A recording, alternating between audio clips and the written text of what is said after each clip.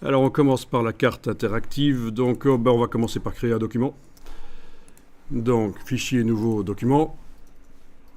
Pour simplifier les choses ici, je vais décocher page en vis-à-vis. Vous décochez aussi bloc de texte principal.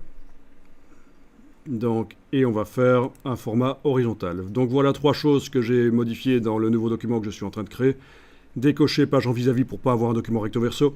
Décocher bloc de texte principal pour ne pas avoir un bloc de texte qui se trouve dans le gabarit. Donc le gabarit est vide. S'il faut mettre quelque chose dans le gabarit, on le mettra nous-mêmes. Et l'orientation, je vais garder orientation paysage.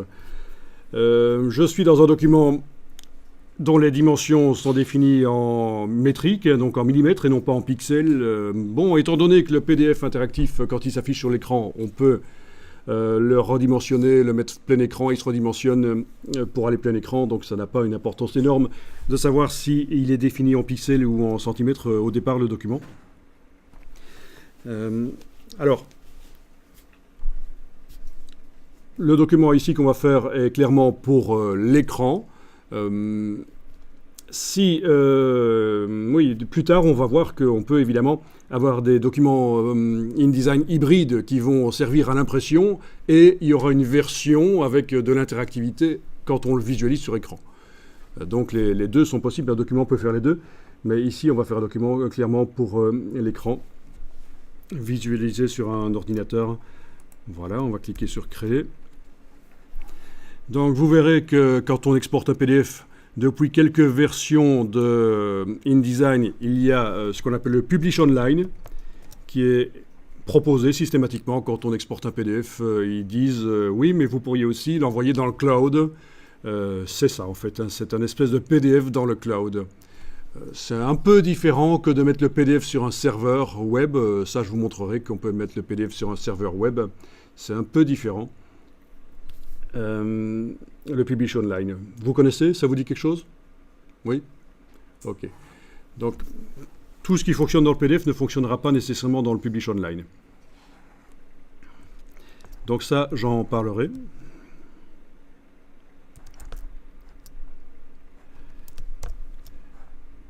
Bien, alors sur cette page, on va aller mettre une image d'une carte. On va aller chercher ça sur Internet. Vous accédez à Internet, Google.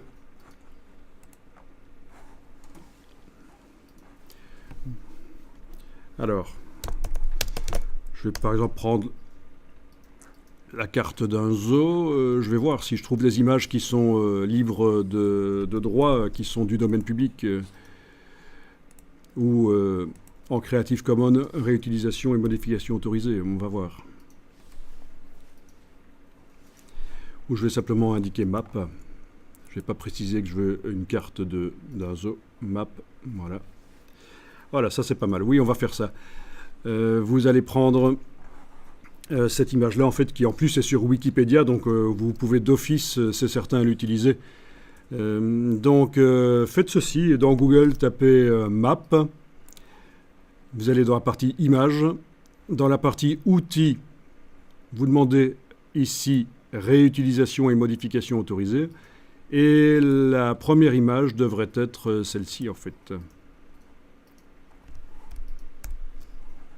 On est d'accord? Donc cette image, je vais cliquer sur afficher l'image ici, afficher l'image. Et je vais la télécharger. Clic droit, enregistrer l'image sous. Dans le dossier d'aujourd'hui. Voilà, donc la carte se télécharge. Je vais aller voir dans le dossier là où elle se trouve. Et je vais la renommer parce que j'ai vu que le nom a plusieurs problèmes.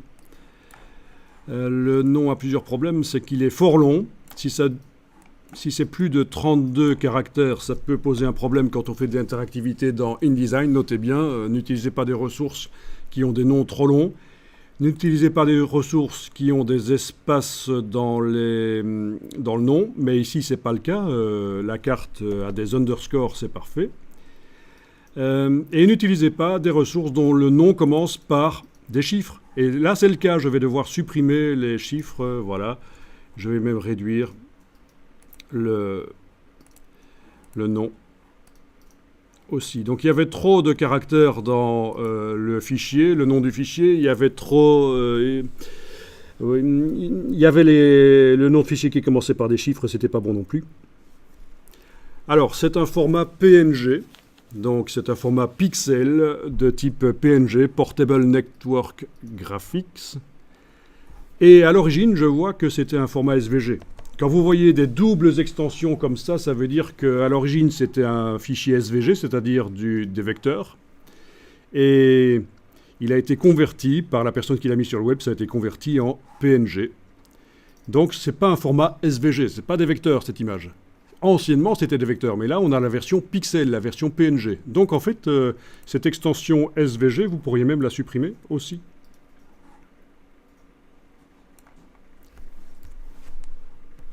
Voilà.